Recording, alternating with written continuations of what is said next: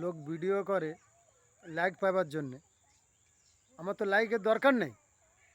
আমার এখানে যে আশপাশে ভাড়াটে মেয়েরা আছে আমাকে বলেছে তুমি ভিডিও করে আমি বলি ভিডিও করে কী করব। আমি এমনি রোজা করে করে তো সোজা হয়ে গেছি, কিছু করার নেই।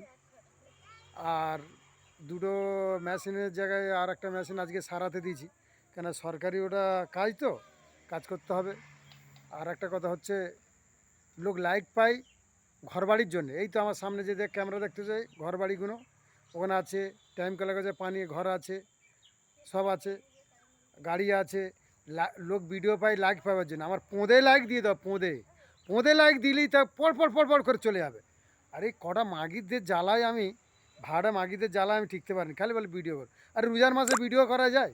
আগের বারে ভিডিও করছি, তাই জীবনে প্রথম ভিডিও করেছি, না আছে দাড়ি কেটেছি, না আছে কিছু কিছু বাজে বাজে হয়তো কথা হয়ে গেছে, কিছু মানুষ অসন্তুষ্ট হয়েছে।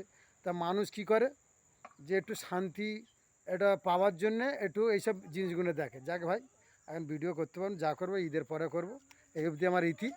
আর এই সময় মেশিন চাইলে এইছি মাঠেতে।